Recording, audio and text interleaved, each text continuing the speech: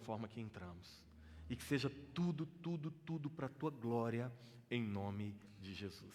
Amém? Glória a Deus. Por favor, pode sentar. Quem estava aqui comigo domingo passado, levanta a mão. Isso. Agora, domingo passado e domingo retrasado. Alguns. Amém. Há 2 domingos atrás, nós iniciamos uma série aqui, na verdade, uma exposição da carta de Paulo aos Efésios, e no primeiro domingo nós fizemos um panorama dos 3 primeiros capítulos de Paulo aos Efésios, que é uma carta que foi dividida em 2 grandes blocos.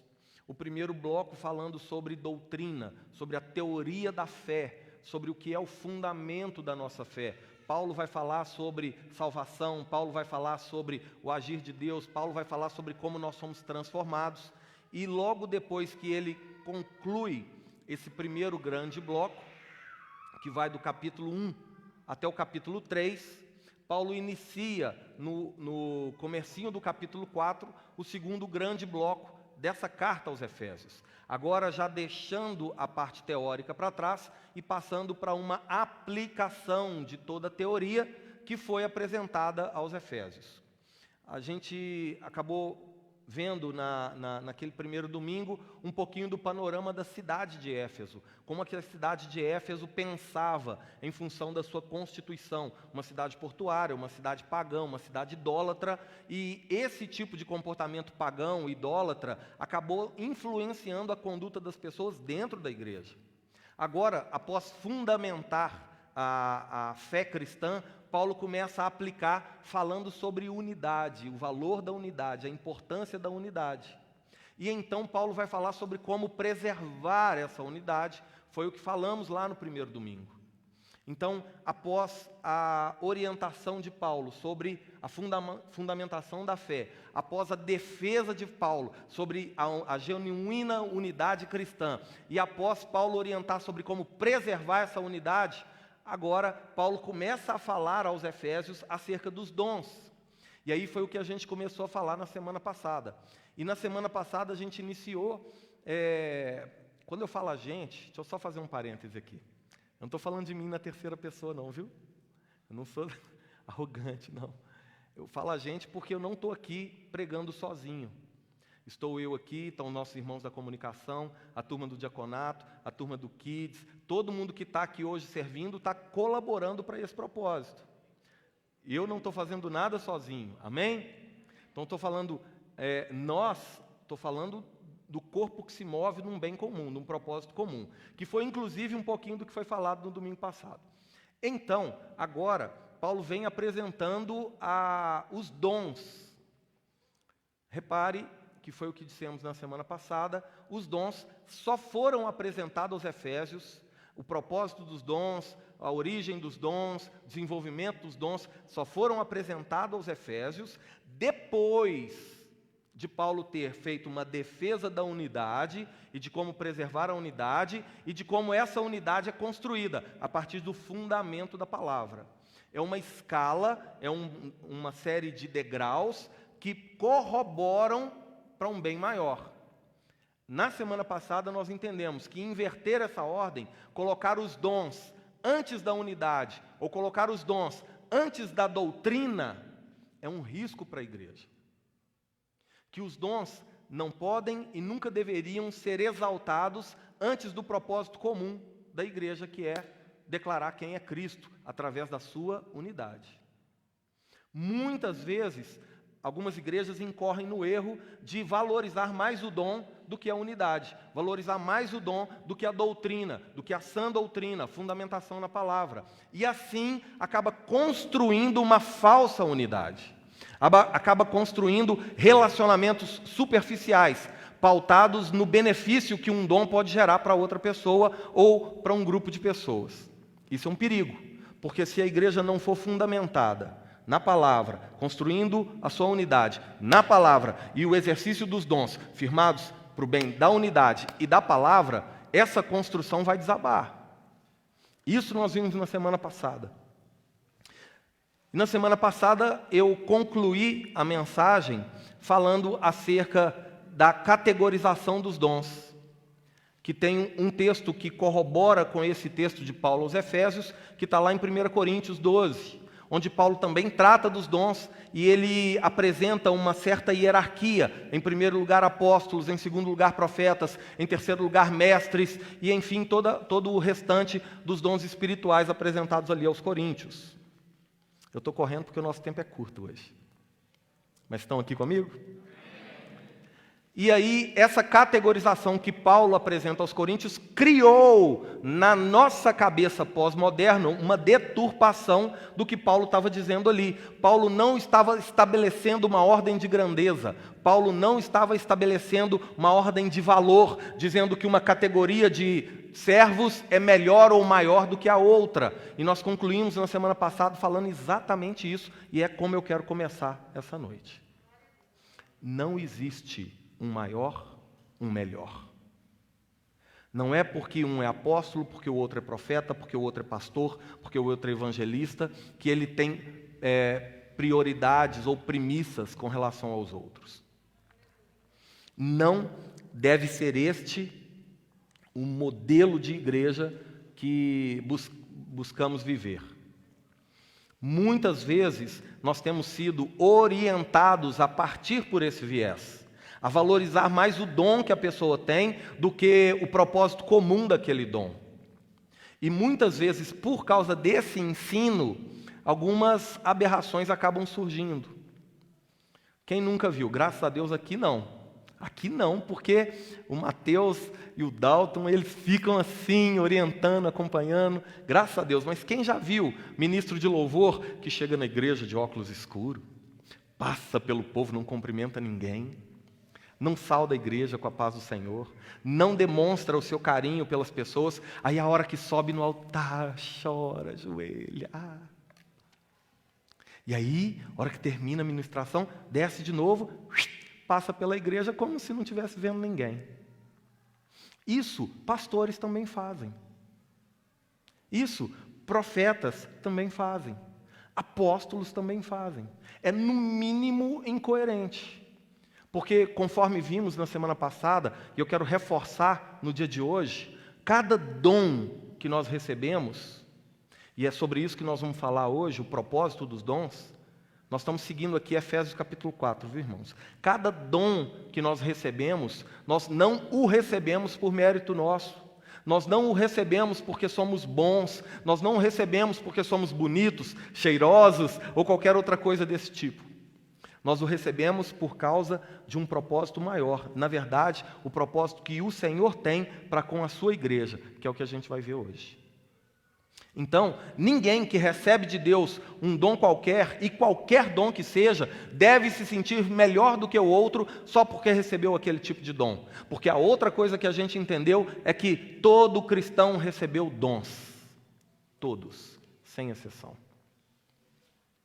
E aí, na semana passada, a gente encerrou com isso.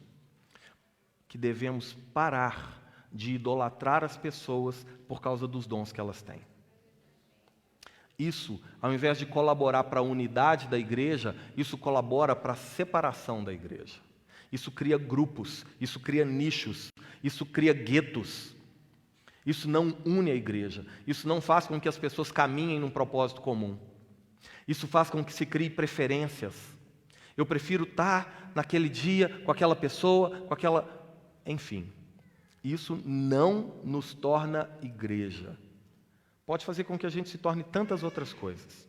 Um grupo social, uma agremiação, uma entidade, mas não o corpo vivo de Cristo. Quem está me entendendo? Para essa noite, na semana passada nós fomos até o versículo 7 de Efésios capítulo 4. Nessa noite nós vamos seguir a partir do versículo 8.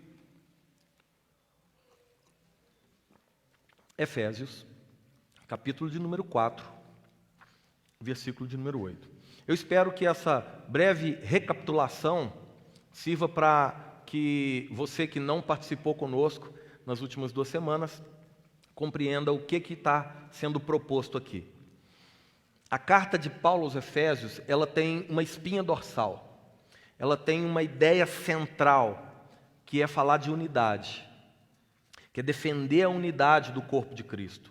Exatamente pelo fato da cidade ser uma cidade plural, a igreja também havia se tornado plural. Muitas ideias, muitas preferências, muitos gostos diferentes e também uma variedade de dons. Existe uma similaridade muito grande entre a igreja de Éfeso e a igreja de Corinto. As duas cidades eram cidades portuárias, ou seja, recebia gente do mundo inteiro para fazer negócios. As duas cidades eram idólatras, tinham grandes templos de adoração pagã. Então eram cidades miscigenadas, misturadas na sua cultura. E da forma como aconteceu na igreja de Corinto, agora aconteceu também na igreja de Éfeso. Uma diversidade de opiniões e de ideias que estava dificultando a construção da unidade. Por isso Paulo vai escrever aos Efésios, fazendo essa fundamentação da doutrina cristã, e então defesa da unidade e agora apresentação dos dons. Na semana passada a gente viu que os dons foram dados por Deus, em função da graça de Deus, não do mérito do homem, para todo cristão, conforme a porção do próprio Cristo. E o que é que isso significa? A gente vai ver agora a partir do versículo 8, falando então do propósito do dom. Para que eu e você recebemos um dom da parte de Deus, sem mesmo merecermos. Amém? Efésios, capítulo 4, a partir do verso 8. Aí eu tenho que mandar um abraço para a nossa turma lá de Três Corações. Deus abençoe vocês. Eles ainda não estão podendo se reunir como igreja, e essa noite estão acompanhando aqui a reunião junto conosco. Então, que vocês sejam abençoados, que Deus possa falar ao coraçãozinho de vocês, como eu espero que fale ao nosso coração. Viu? Nós somos uma igreja só, em nome de Jesus. Verso 8 de Efésios 4. Por isso diz: quando ele subiu às alturas, levou cativo o cativeiro e concedeu dons aos homens. Ora, que quer dizer subiu? Senão que também havia descido até as regiões inferiores da terra. Aquele que desceu é também o mesmo que subiu acima de todos os céus para encher todas as coisas. Aqui, Paulo começa a tornar muito séria a nossa relação com os dons. Na semana passada, a gente viu que os dons são fruto da graça, mediante a porção de Cristo e concedida a cada um. Nós vimos na semana passada um trechinho da parábola dos talentos que diz que o Senhor concedeu dons a uns, a outros, cada um segundo a sua própria capacidade. E o que cada um fez com o dom que recebeu de Deus, faz com que Deus reaja à maneira com a qual nós honramos a confiança do Senhor. Deixa eu relembrar essa parábola.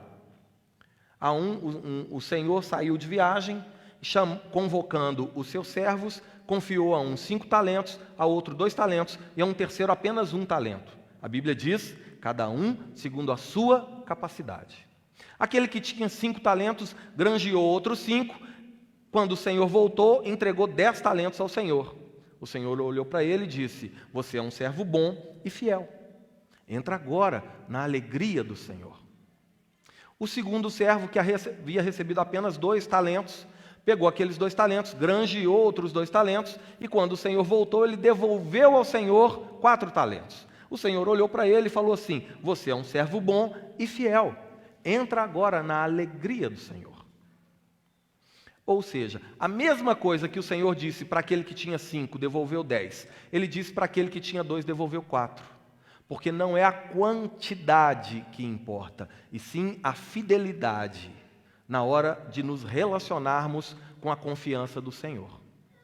O Senhor nunca vai confiar a você algo que seja maior do que a sua capacidade, para honrar a Ele mesmo. E cada dom confiado a nós é uma oportunidade de honrarmos a Deus. Deixa eu repetir isso aqui para você, talvez com outras palavras. Se você recebeu de Deus um dom, que é sorrir para as pessoas, e você escolhe não sorrir, você sabe o que você está fazendo? Desonrando a Deus. Se você recebe do Senhor um dom que é de cuidar da casa do Senhor, digamos assim. Vamos supor que igreja, que o prédio é casa. Não é, mas só para dar o exemplo. Que você recebeu de Deus esse dom do serviço. Que você tem alegria em fazer essas coisas, mas escolheu não fazer. Sabe o que você está fazendo ao não fazer? Ao não usar o dom que Deus te deu? Deixando de honrar a Deus. E aqui Paulo começa a demonstrar o quanto isso é sério. Porque aquele servo que recebeu apenas um, porque naquele momento ele só tinha capacidade para um. Mas ele tinha capacidade. Ele escolheu não honrar a confiança do Senhor, cavou um buraco na terra, enterrou o dom. Quando o Senhor voltou, ele foi se apresentar diante do seu Senhor, porque todos vão se apresentar diante do Senhor, e o Senhor perguntou para ele: cadê o dom que eu te confiei? Ele falou assim: enterrei. Fiquei com medo, o Senhor é bravo demais. Mas está aqui, o único dom que o Senhor me confiou está aqui, toma aqui de volta. Sabe qual foi a resposta do Senhor? Diferente daquilo que ele falou para o que tinha 5, devolveu 10, o que tinha 4, devolveu, o que tinha 2, devolveu 4. Você é um servo mau e negligente. Vou lançar você para fora da minha presença. Porque não tem a ver com a quantidade, tem a ver com a fidelidade, com a qual agimos mediante aquilo que o Senhor confiou a cada um de nós, mediante a sua graça. Amém? E aqui Paulo começa a falar, olha só. Por isso, quando ele subiu às alturas, ele levou cativo o cativeiro e concedeu dons aos homens. Aqui Paulo está aproveitando o contexto cultural e social de Éfeso, que era uma província dominada pelo Império Romano. Então, o Império Romano dominava pela força, era o poder bélico, era o exército romano que conquistava as cidades e agrupava aquelas cidades ao seu domínio. Então, os efésios estavam acostumados com essa linguagem. Levou cativo o cativeiro, porque quando os soldados romanos saíam numa incursão de batalha e conquistavam uma região, aqueles que não eram mortos eram presos. E aqueles que eram presos eram levados cativos. Então, quando Paulo está falando aos Efésios, porque quando subiu às alturas e levou cativo o cativeiro, Paulo está ensinando aos Efésios o seguinte: o próprio Senhor pegou aquilo que nos prendia, aquilo que nos dominava, aquilo que nos escravizava e levou de nós. Olha o que isso está dizendo, irmãos. Se você antes era escravo do pecado, se você antes era escravo da mentira, se você antes era escravo da preguiça, se você antes era escravo da fofoca, se você antes era escravo de qualquer outra coisa que te afasta da comunhão com a igreja, da comunhão com o Senhor, a partir de Cristo, esse cativeiro do qual estávamos presos, amarrados, foi quebrado. E nós não estamos mais sobre o jugo do pecado, não estamos mais escravizados pelo mal, não somos mais servientes a Satanás. Pois, quando ele subiu às alturas, está falando do momento em que Cristo foi glorificado, no momento em que Cristo foi ressurreto e voltou para junto do Pai, no momento em que ele subiu às alturas, ele levou preso aquilo que nos prendia. Não somos mais escravos, não de Satanás. Contudo, olha o que Paulo segue dizendo. Verso 9. Ora, o que quer dizer subiu, senão que também havia descido até as regiões inferiores da terra? Aí aqui tem uma polêmica interpretativa, se essas regiões inferiores da terra está se referindo ao Hades, que é as profundezas, o inferno, ou se está falando acerca da humilhação, né? Se destituir da glória, sair do seu lugar de glória e vir se revestir de servo. Seja como for, é uma decadência, é um sacrifício, é uma entrega de Cristo por mim e por você, a fim de restaurar a comunhão plena entre o homem que se perdeu por causa do pecado e o Deus Pai Criador. Então Jesus Cristo escolheu se sacrificar para que eu e você pudéssemos voltar a ter comunhão com Deus. Aí ele disse assim no verso 10: aquele que desceu é também o mesmo que subiu acima de todos os céus para encher todas as coisas. Com isso, Paulo conclui essa perícope dizendo o seguinte: antes éramos escravos do pecado. Antes servíamos ao Deus desse século. Mas agora, depois de Cristo sair do seu lugar de glória, vir até nós, conquistar todas as coisas, receber da parte de Deus toda a autoridade no céu, na terra e debaixo da terra, se tornar aquele a quem todo nome vai confessar, todo joelho vai se dobrar. Ele voltou para junto do Pai e repartiu dons com todos os homens, dizendo que se antes era-nos lícito a condenação pelo pecado, mas agora, por causa do preço que Deus pagou ao enviar Jesus e Ele escolher se sacrificar por nós, Ele paga esse preço. Nós não somos mais escravos do pecado e de Satanás, mas escravos de Cristo. Ou seja, você não é seu. E se você não é seu, o dom que você carrega tem que ser usado conforme a vontade do seu Senhor. Porque era exatamente o que fazíamos antes. Não usávamos o dom que Deus nos confiou para a glória dele, mas para a vergonha. Porque incorríamos no pecado, na prática do mal, nas concupiscências da carne. Mas agora Cristo retirou do cativeiro o cativo, retirou cativo o próprio cativeiro, nos libertando e nos concedendo dons, mas ao mesmo tempo nos levando para si. E hoje eu e você pertencemos a Jesus, não mais pertencemos ao mal. A Bíblia diz que Ele nos arrancou do império das trevas e nos transportou para o reino do seu amor. Nós somos libertos da condenação do mal e do pecado, mas não fomos libertos da obediência e da servidão a Deus. Quem está me entendendo?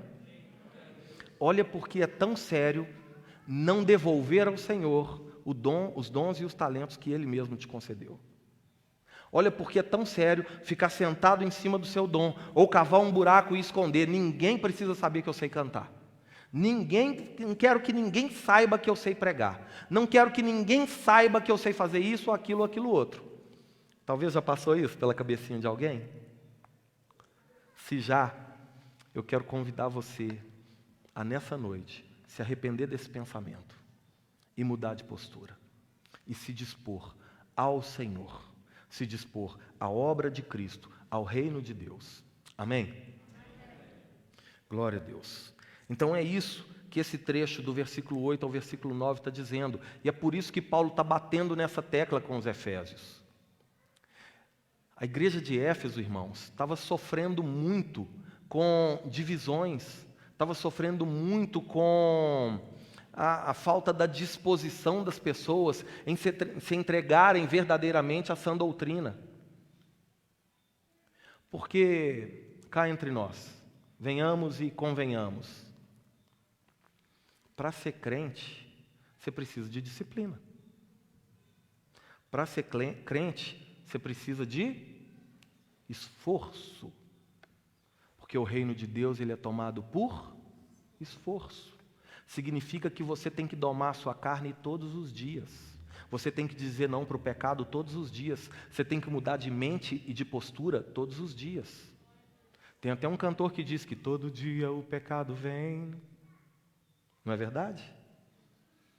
E me chama, todo dia as propostas vêm. Sim ou não? É só ligar a televisão, é só abrir a internet, é só receber um troco errado, é só ter uma oportunidade para, ao contar uma mentira, mesmo que pequenininha, você ser exaltado. Isso mexe com o ego do homem. Então, é necessário disciplina, é necessário esforço. Mas é possível. Porque quem diz que é possível é a própria Bíblia, que diz que nenhuma tentação sobrevém sobre nós que seja maior do que a nossa capacidade de suportar. Eu preciso que você acredite nisso. Para você não falar assim, a carne é fraca. É fraca, sim. Por isso que a gente esquece da carne e se apega ao Espírito. O Espírito é forte. E esse Espírito que a gente está falando não é o Espírito humano, mas é o Espírito Santo em nós, que a própria Bíblia diz que é maior do que o que está no mundo. Amém? Amém? Glória a Deus. No verso 11, Paulo então vai falar sobre essa variedade de dons que Cristo concedeu à igreja como fruto da graça a cada um, segundo a sua própria porção. Efésios capítulo 4, verso 11. Abre aí comigo, por favor.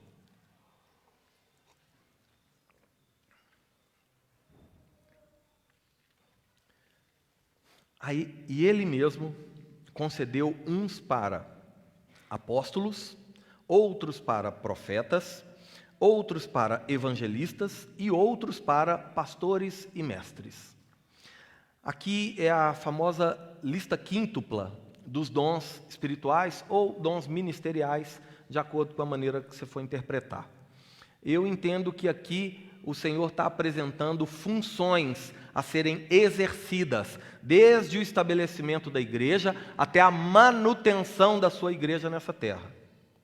Ou seja, existem atribuições aqui que foram dadas para um tempo oportuno, para um momento oportuno, mas que hoje em dia já não são mais necessárias nos moldes da constituição da igreja, do início da igreja. E isso é muito importante da gente entender, irmãos, para evitar que a igreja se divida. Porque quando a Bíblia fala de apóstolos, a apresentação bíblica de apóstolo é daqueles 12 mais 1, né? Quando saiu Judas, entrou Matias, 12 mais 1, voltando a ser 12, mais 1 que é o Paulo. Homens que caminharam com Jesus, que foram chamados pessoalmente por Jesus, e aí Paulo é incluso nessa lista. Aqueles que foram enviados, porque é isso que a palavra apóstolo significa. Enviado com a autoridade de quem envia, enviado para uma obra, enviado para um propósito. E o propósito no ato da constituição da igreja era lançar os fundamentos da igreja. E os fundamentos da igreja é Jesus Cristo. E Cristo crucificado. Mas apesar de crucificado e morto, ressurreto e assunto aos céus. Esse é o fundamento da igreja.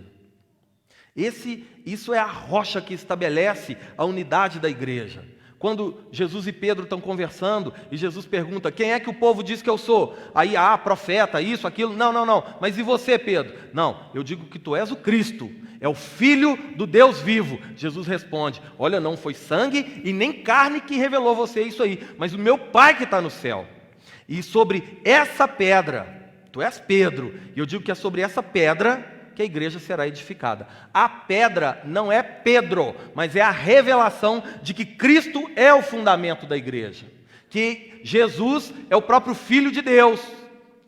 Esse é o fundamento da igreja. Foi isso que os apóstolos foram chamados para lançar como fundamento. Hoje em dia, é necessário lançar esse fundamento? Ou o fundamento já está posto? A Bíblia diz que a gente mexe na obra, mas no fundamento não, o fundamento já foi posto. Qualquer coisa que retire esse fundamento do lugar, deixa de fazer de nós a igreja. Ou seja, com o perdão da palavra, e por favor coloquem amor. Tem muita coisa sendo construída hoje em dia por aí, e muitas vezes até mesmo no nosso coração, que a gente está achando que é igreja, mas não é igreja, porque não tem fundamento de igreja. Os apóstolos tinham essa prerrogativa. Talvez, de uma maneira mais abrangente e política, a gente pode entender os chamados apóstolos dos dias de hoje, não como apóstolos de Cristo, mas apóstolos funcionais, ou aqueles que seguem o ministério apostólico. Apesar de ser muito delicada essa interpretação. É muito complicado quando alguém se auto-intitula apóstolo, bota um anel de apóstolo e todo mundo tem que beijar esse anel, e todo mundo tem que servir a essa pessoa, e a palavra dessa pessoa que tem o anel de apóstolo, o título de apóstolo, a autoridade de apóstolo, passa a ser inquestionável, porque era assim a instituição dos apóstolos. Eles foram encarregados por lançar os fundamentos da igreja, não podiam ser questionados, nem tinha como ser questionado. E hoje em dia, mesmo depois desse fundamento estar lançado há tantos anos, tem gente se dizendo apóstolo.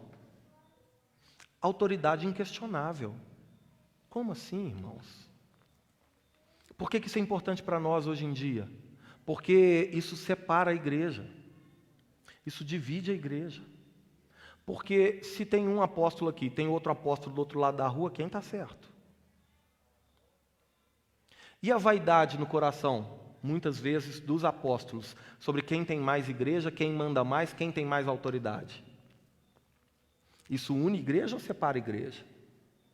E o desejo daqueles que crescem vendo seus apóstolos sendo extremamente honrados e servidos, e no próprio coração passam também a ter o desejo de um dia se tornarem apóstolos, e assim promovem a separação da igreja para criar o seu próprio apostolado.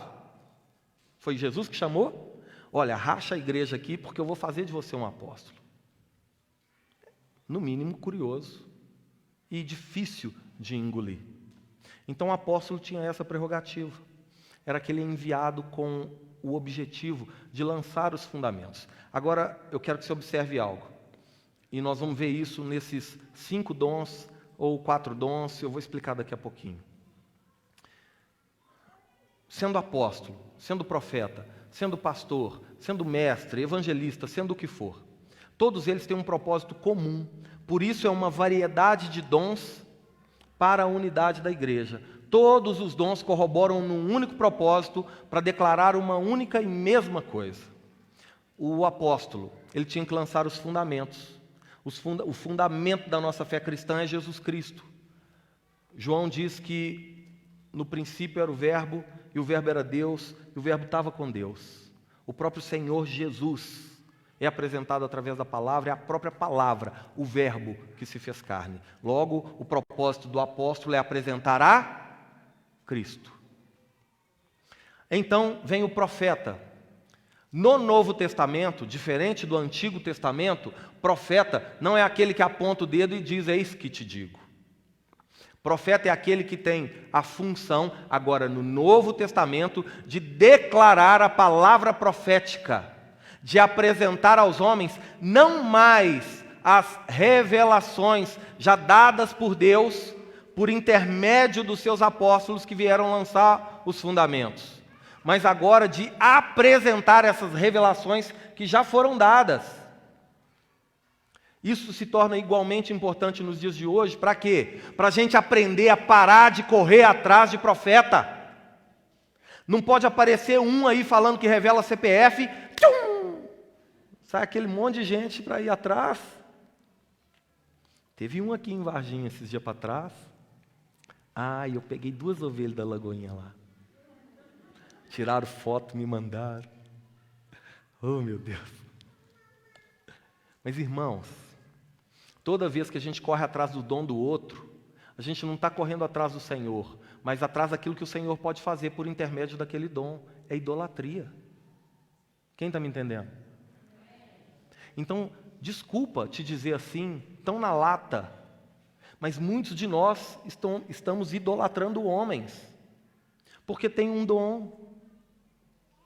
Em vez de reconhecer naquele dom a glória de Deus, a gente está se apegando à pessoa que está ali, servindo com o dom, ou muitas vezes tirando proveito com o dom. E na maioria das vezes é um dom que nem tem.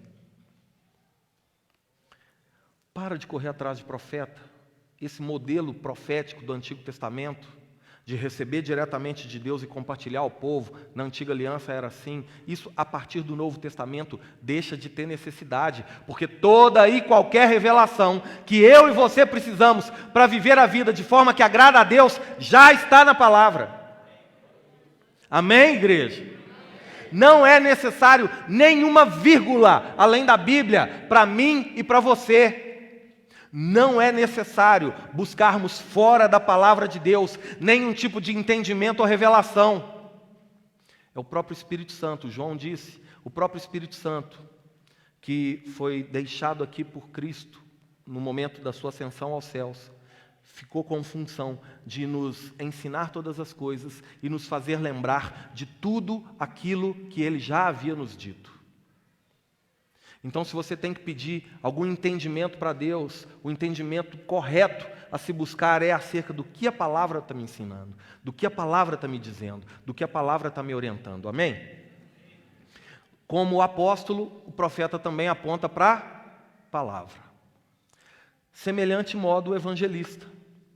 A palavra evangelium, do grego, significa portador das boas novas, ou mensageiro. Aquele encarregado de compartilhar aquela palavra profética, aqueles fundamentos.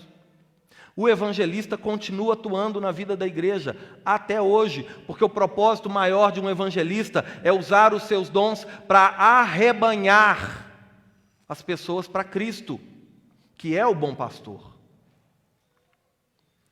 Tem gente que tem esse dom, irmãos. Tem uma capacidade incrível de se relacionar com as pessoas, de apresentar o evangelho para as pessoas, mas escolheram se calar. É muito sério, porque a Bíblia diz que a quem muito foi dado, muito vai ser cobrado. Então, desenterra em nome de Jesus o dom que Deus te deu e devolva esse dom ao Senhor como serviço à sua obra e ao seu reino. Amém?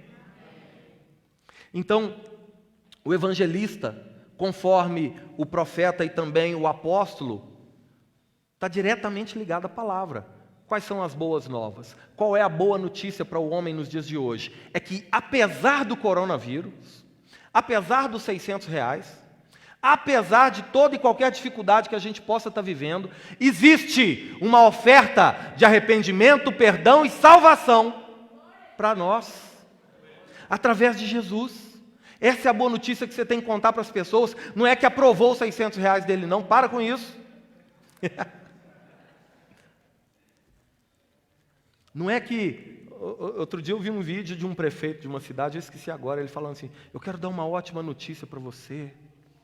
Uma notícia maravilhosa. Falando sobre o coronavírus. Todo mundo vai pegar. Todo mundo vai pegar. Ninguém vai escapar. A boa notícia que ele estava dando. Existe uma notícia melhor ainda, irmãos. Jesus Cristo quer você. Ele quer salvar você, quer salvar a sua casa, quer salvar a sua família, quer salvar aquelas pessoas que muitas vezes a gente mesmo acha que não tem salvação. Para Deus não há impossível. Essa é a boa notícia.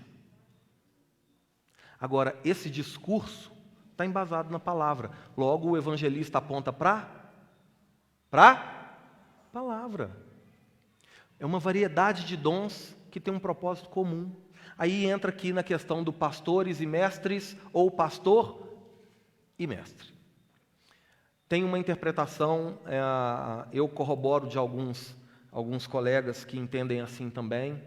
Eu entendo que todo pastor, necessariamente, para o exercício da sua função, lembra que não é título, é função, é para ser colocado na prática. Todo pastor, no exercício da sua função, necessariamente é também um mestre, ou seja, ele precisa ensinar a palavra. Sabe essa separação entre ensino da palavra e pregação da palavra? Isso é coisa que a gente criou, irmãos, porque a gente não encontra isso na Bíblia.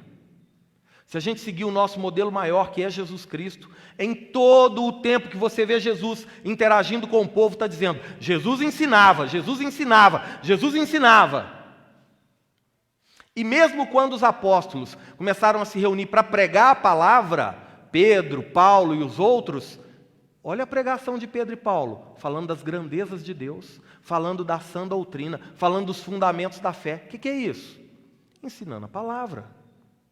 É, no mínimo, algo curioso quando você escuta um termo assim: culto de ensino. Todo culto onde a palavra de Deus é pregada deveria ser um culto de ensino.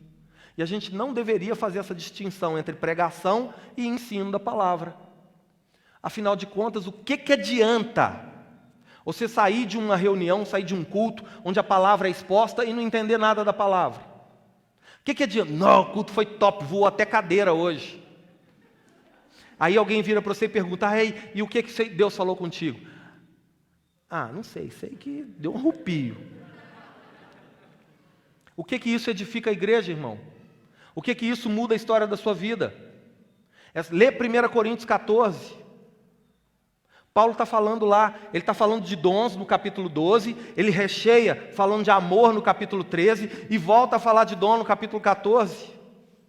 Ele vai falar assim: se nós estamos na igreja fazendo algo sem sentido, entra alguém que precisa ouvir da palavra, não escuta a palavra porque não vai entender nada, essa pessoa que entrou vai achar que a gente é doido.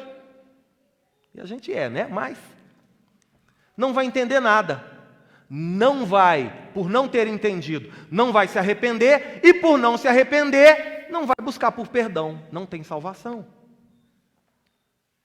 Lembra que a gente já viu aqui? Entendimento, arrependimento, avivamento. Sem entendimento eu não me arrependo, e sem me arrepender eu não vou ter avivamento. Avivamento é sair da condição de morto para vivo, de condenado para salvo, de escravizado para liberto. A função pastoral é conduzir. O pastor ele tinha como uma das principais atribuições, nesse modelo, nessa ilustração que a Bíblia traz, de conduzir a ovelha de uma região até a outra. Para quê? Normalmente para alimentar a ovelha. Ela estava pastando aqui, acabou o pasto. Vou deixar ela morrer de fome aqui? Não. Vou conduzir essa ovelha até um pasto verdejante. Até um lugar onde ela tem provento, onde ela tem alimento, onde ela consegue se fortalecer. Então, o papel do pastor, ao conduzir a ovelha, é apacentar, é levar ao pasto, é conduzir o alimento, aí corroborando com as funções do evangelista, do profeta e do apóstolo. Qual que é o alimento da ovelha nos moldes da igreja? A palavra. O que adianta eu pregar aqui o meu testemunho pessoal? Pode servir para edificar você, mas não o corpo.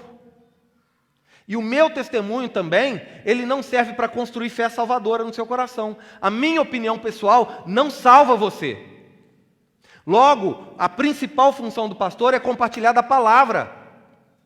E além disso, acompanhar o rebanho. Está doente? A mamãe estava cuidando bem, mas eu quero saber como é que você está. Posso te ajudar em alguma coisa? Vamos tomar um cafezinho? Faz um frango com quiabo lá. Vocês estão rindo, mas vocês estão me devendo. Passa esse coronga, estamos juntos, hein? Então, não dá para separar pastor e mestre. Todo pastor, necessariamente, tem que ser mestre, irmãos. Se o pastor não te ensina, você não aprende, se você não cresce nessa graça, ou, por favor, para não falar ei, que eu tenho birra desse ei, foge. Afinal de contas, o que está sendo edificado ali? A santa palavra de Deus ou a opinião pessoal de alguém? Não é esse o propósito. Não é esse o propósito. Agora, nem todo mestre é pastor. Todo pastor é mestre, mas nem todo mestre é pastor. Mas o mestre bíblico, ele ensina a palavra. Você vê como tudo aponta para a palavra? Por quê, irmãos? Porque é o ouvir e ouvir da palavra que gera fé. E essa fé é que faz com que a gente declare a nossa comunhão, a nossa unidade.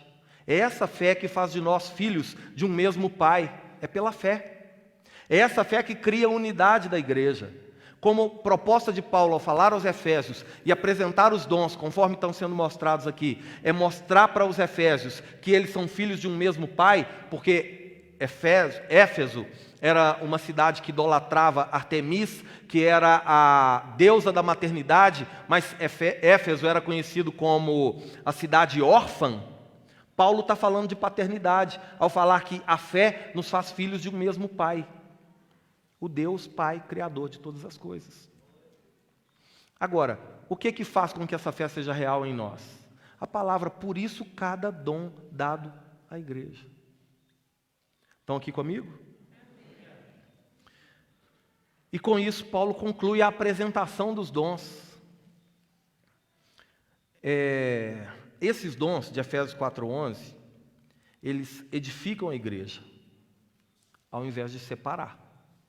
Eles deveriam sempre ser usados para a edificação da igreja, para fomentar a unidade da igreja, e não a separação da igreja. O que a gente entende? Fazendo agora uma negação desses dons. O apóstolo, competindo para ver quem tem mais igreja, edifica o corpo de Cristo ou separa? Separa. O profeta, falando do seu próprio coração, ele edifica ou separa? Separa. O evangelista, calado, edifica ou separa? Separa. O pastor, apacentando para si mesmo, ele edifica ou separa? Depois você lê Ezequiel 34. E o mestre, ensinando conveniências, edifica ou separa? Separa, irmãos.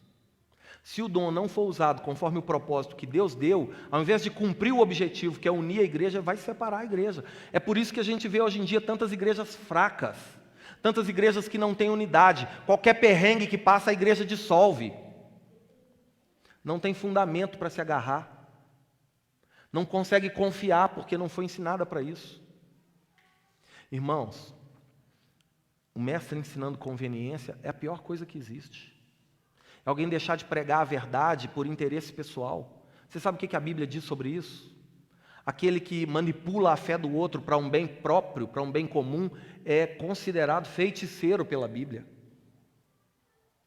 Então, não posso falar sobre determinado assunto porque o irmão vai embora da igreja.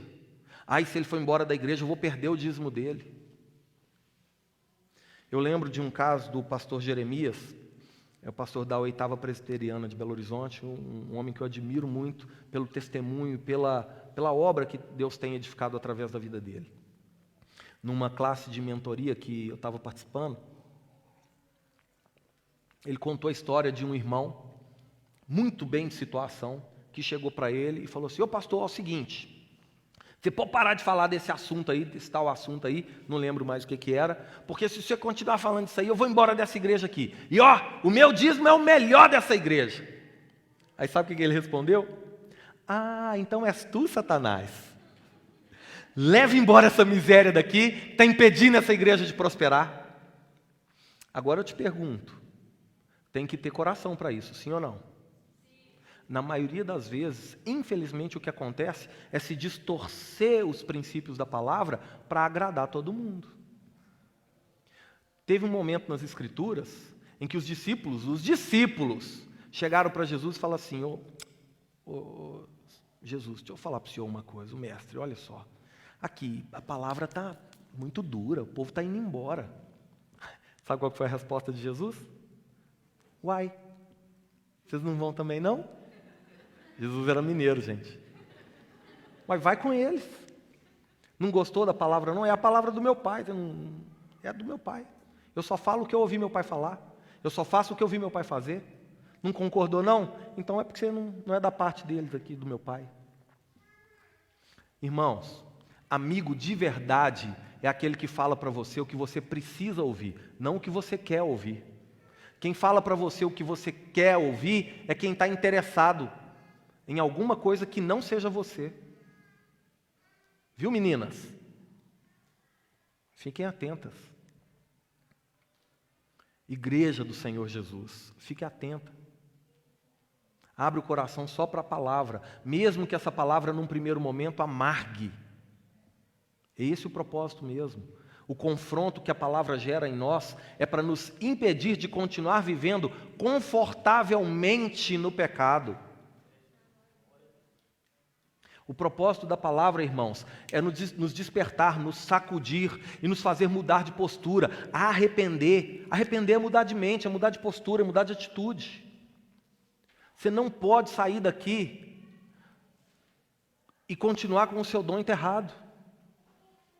O seu dom porque foi Deus que te deu, mas ele não é seu. Ele é para a pessoa que está do seu lado, porque ele é para servir o próximo. Amém? Glória a Deus. Os dons, eles não são iguais, mas eles servem para um mesmo propósito. Quando Paulo explica isso e coloca um propósito comum, ele quebra essa hierarquia ministerial e iguala todas as pessoas. Não importa se é apóstolo, pode usar chapéu ou não. É igual a qualquer outra pessoa. O Joel está ali na porta. Não tem diferença entre mim, que estou aqui no altar hoje, e o Joel, a não ser a função que cada um de nós exerce. Então, por favor, trate todos da mesma forma. Porque o dom que um recebeu tem igual valor diante de Deus quanto o dom que o outro recebeu. Amém? Sobre o propósito dos dons, o apóstolo Paulo vai deixar claro para nós esses dons que ele acabou de listar aqui no versículo 11. No versículo 12, ele vai deixar claro esses dons aqui para nós em 3 etapas. Vamos ler o versículo 12 de novo? E é o último versículo que eu vou ler para nós essa noite. Com vistas ao aperfeiçoamento, Efésios capítulo 4, verso 12. Com vistas ao aperfeiçoamento dos santos para o desempenho do seu serviço, para a edificação do corpo de Cristo. A uns ele deu para apóstolos, outros para profetas, outros para evangelistas e outros para pastores e mestres, com vistas, ou seja, com o propósito, com o objetivo, primeiro, do aperfeiçoamento dos santos. Quem são os santos? Pode falar alto. Nós. Ou seja, o dom que Deus concedeu para o irmão que está sentado do seu lado é para o seu benefício. O dom que Deus concedeu a você é para benefício da pessoa que está do seu lado. E a pessoa que está atrás de você vai ser beneficiada pelo seu dom e vai te beneficiar com o dom que ela recebeu. E assim, esse corpo vivo, essa engrenagem bem ajustada, funciona para um bem comum. Amém? Então, primeiro ponto, para o aperfeiçoamento dos santos. Quem são os santos? Dos crentes. Para fazer o quê? Para nos fazer pessoas melhores. Não dá para alguém entrar numa igreja e continuar vivendo a mesma vida ruim que sempre viveu. Tem alguma coisa errada acontecendo, irmão. Se o evangelho que você está ouvindo não está mudando a sua vida, então é porque não é o evangelho. Ou então porque você não está se permitindo abrir o coração para a santa palavra de Deus. Você está traindo a você mesmo. Se você continua dia após dia, semana, mês, ano após ano, frequentando uma igreja, sem deixar o evangelho entrar em você, participando da igreja, mas sem se tornar a igreja. Você não está sendo infiel só à pessoa que está do seu lado, não. Você está sendo infiel a Deus. E está sendo infiel a você mesmo. Está mentindo para você mesmo. Abre o coração, deixa Deus transformar a sua realidade, te mudar de dentro para fora. É para isso que Ele te trouxe. Ele não te trouxe porque você é perfeito. Ele não me pôs aqui porque eu sou perfeito. Na verdade, não tem ninguém perfeito. Porque nós estamos aguardando o perfeito voltar. E a Bíblia diz que só quando o que é perfeito vier, o que é imperfeito vai deixar de ser. Até lá nós vamos aqui, no esforço. Amém? Nos tornar melhores em quê? Espiritualmente. Espiritualmente. Nós precisamos sair da condição de crianças espirituais.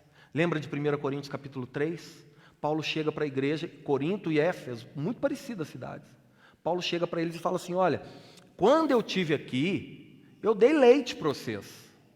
Mas agora, tanto tempo depois, eu queria dar um franguinho com quiabo, um torresminho, um alimento mais sólido. Mas antes, vocês não podiam, porque eram crianças. Mas ainda hoje não pode. Ou seja, passou o tempo, mas não cresceu. Então a gente precisa crescer espiritualmente. A gente precisa sair daquela condição de menino e começar a se tornar filhos maduros diante do Pai, desapegados da mimizice desse tempo. Nunca houve uma geração de cristãos tão mimizenta como a de hoje. Ninguém pode falar nada. Se o pastor quiser ser pastor na vida do irmão, o irmão fica chateado, briga com o pastor, vai embora da igreja. Como é que pode isso, irmãos? Para que você vem? Para que a gente está se dispondo a isso? Se não for para crescer, não faz sentido. Quem está aqui comigo?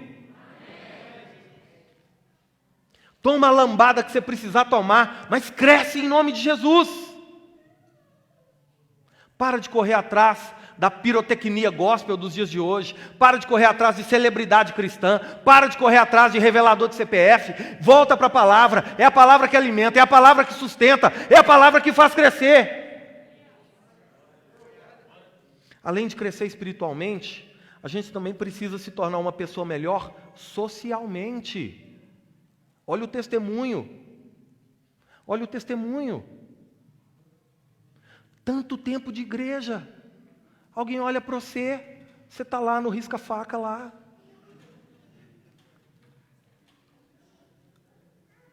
Você não está queimando só o seu filme não, meu irmão. Está queimando o filme do irmão do seu lado. Você está informando para as pessoas que o poder de Jesus Cristo para mudar a realidade do homem não tem força contra você. E se a pessoa te conhece e fala, se não mudou esse cara, não me muda também não. Sabe quando é que esse cara vai a Jesus? Nunca. Nunca. Todo mundo que sobe nesse altar aqui já ouviu o mesmo discurso da minha parte. Quando você pisa aqui, você pode fazer duas coisas. Ou aproximar pessoas de Jesus, ou afastar pessoas de Jesus. De acordo com o seu comportamento social. De acordo com como é que você se porta fora desse ambiente eclesiástico. A gente precisa crescer, a gente precisa se tornar melhor também nesse aspecto. Sai do culto falando, nossa, palavra, você viu? O louvor top. Chega em casa, feijão está frio, o cara chuta a sogra e põe o gato para fora. Não, é o contrário, põe a sogra para fora e chuta o gato. Seja como for, é incoerente. Amém? Por fim, crescer também emocionalmente. Emocionalmente. A gente tem que parar de depender da oração do pastor. Coitado do pastor, irmão. Se for só o pastor que pode ir na sua casa, se for só o pastor que pode orar por você, é só o pastor que pode ganhar um abraço, é só o pastor que isso, aquilo outro, você mata o cara. E a variedade de dons que Deus concedeu à igreja para edificação do corpo? Pastor que pastoreia sozinho, mata a igreja, porque ele morre e mata você junto. Pastor tem família, pastor tem dor de barriga, pastor tem dor de cabeça, pastor fica bravo. Eu não, pastor Marcelo. Ele fica mais do que eu. A gente até brinca que ele é o policial mau e eu sou o policial bom.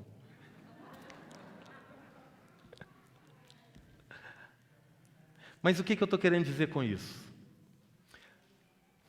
Se Deus deu essa variedade de dons, todos os dons com o mesmo propósito, com um único objetivo, para o bem comum, a gente não pode criar separação onde Deus uniu. Amém? Segundo tópico sobre esse propósito dos dons. Primeiro, para o aperfeiçoamento dos santos. Segundo, para o desempenho do seu serviço. Qual serviço? Qual que é o serviço de Cristo? Qual que é o propósito final da igreja? Isso aí que vocês falaram. Alcançar o maior número de pessoas para a glória de Deus. Retirar as pessoas da escravidão do pecado. Retirar as pessoas da condenação, das garras de Satanás. No mínimo, apresentar, através do seu discurso e do seu testemunho, uma outra opção de vida. Uma outra opção de vida. Agora, para aquele que mentia, agora não mente mais. Aquele que roubava, agora não rouba mais. Porque se encontrou com você e ouviu de você que existe um outro jeito de viver. Que a pessoa não precisa continuar no ó vida, ó céus, ó azar.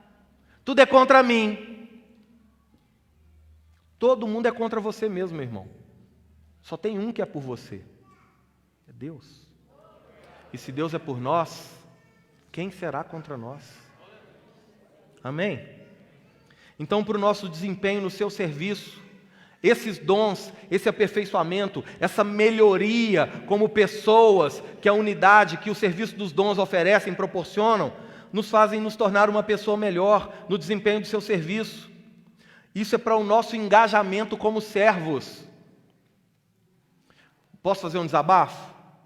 Meu tempo está acabando, mas eu preciso. Posso? Sim ou não? Como é que você tem coragem de levantar da cadeira e ir embora largando um copinho de plástico debaixo da cadeira? Parece uma coisa tão boba, não parece? Mas ela reflete um engajamento. Ela reflete um comprometimento. Como é que você pode, independente de você servir no corpo diaconal ou não, como é que você pode passar por uma cadeira fora do lugar e simplesmente não voltar essa cadeira para o lugar, meu irmão? Nós somos um corpo, uma família, uma coisa só. Tem uma variedade de dons, mas não é para separar, é para unir. Ah, esse negócio de pôr copinho descartável, de pôr papel higiênico, disso, daquilo, é responsabilidade de fulano. Não! É o corpo. Aí você está vendo o jardim, o mato está desse tamanho, e você tem na sua casa o tesourão, você tem na sua casa a tesourinha, você tem cortador de unha, não importa. Você tem condição de fazer. Mas escolhe não fazer. Vou esperar alguém me chamar e me comissionar. Deixa eu contar para você uma coisa. Quando, lá atrás, Deus te deu a graça de ter a oportunidade de levantar a sua mãozinha e falar assim: ei, Senhor, eis-me aqui. Venha ser Senhor e Salvador da minha vida. Sabe o que aconteceu naquele dia? Você recebeu de Deus não só a salvação, mas também a comissão para ser a igreja dele nessa terra. Tem que esperar alguém falar para você: passa um pano no chão, não. Não tem que esperar alguém virar para você e falar: faz isso porque está precisando fazer. Ah, não tem que esperar alguém virar para você e falar assim: irmão, pelo amor de Deus, oferta. A igreja está precisando pagar as contas, oferta. Pelo amor de Deus, precisa falar isso. Você não sabe que a igreja ficou um mês de porta fechada? O dinheiro da igreja vem de onde, irmãos? Cai do céu. Cai como? Entendimento no meu coração. E aí eu oferto. Agora alguém precisa falar para você: ó, a igreja está apertada, precisando dar um bom testemunho, pagando as contas. Precisa? Não precisa. Mas eu estou esperando alguém bater na minha porta. Para com isso. Nós estamos aqui, o propósito dos dons é nos tornar melhores. Amém? Engajamento como servos na igreja, mas também no trabalho. Você precisa ser engajado lá no seu local de trabalho, testemunhar de Cristo lá, usar o seu dom lá naquele lugar. Não é para alcançar pessoas para a glória de Deus. E você precisa, por fim, testemunhar assim dentro da sua casa, meu santo. Dentro da sua casa, para a glória de Deus. Uma vez eu conversando com uma adolescente, ela falou para mim assim: não vou na igreja não. Não, de jeito nenhum. Eu falei: por que você não vai, filha? Por quê? Meu pai chega aqui em casa, mete a ripa no pastor. No caso era eu, né?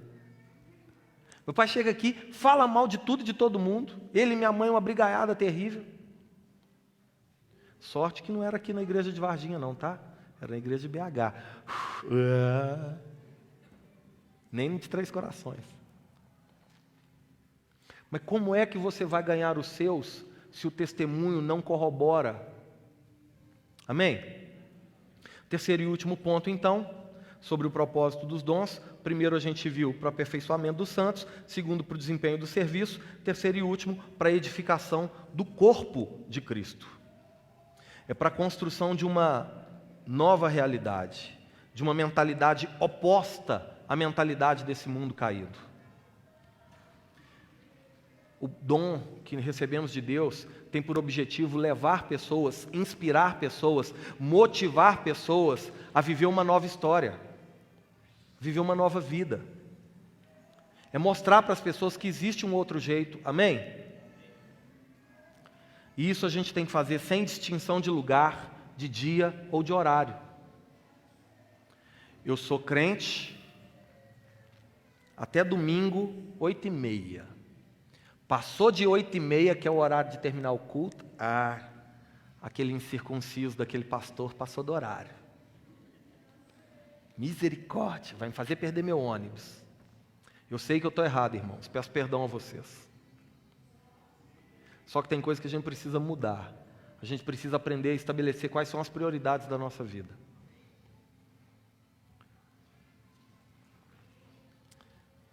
Então, sem distinção de lugar, de dia ou de horário. É para a edificação do corpo de Cristo, e a edificação do corpo de Cristo é para a glória de Cristo, porque o corpo é de Cristo. E o corpo bem ajustado, ele glorifica a Deus. E a glória de Cristo, ela passa pela unidade da igreja. E a unidade da igreja passa pela comunhão do seu povo. Então, num resumão geral, propósito final dos dons que você também recebeu, todos nós recebemos, é favorecer a nossa comunhão. que a nossa comunhão declara a nossa unidade, que glorifica a Deus, porque somos membros de um mesmo corpo. Esse é o propósito dos dons que, com a graça de Deus, eu espero ter conseguido compartilhar com você.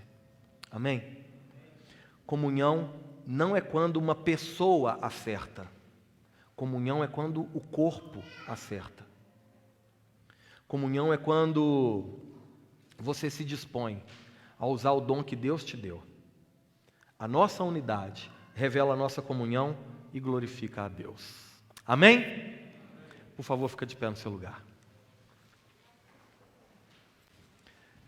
Quero convidar os nossos diáconos para se posicionarem aqui.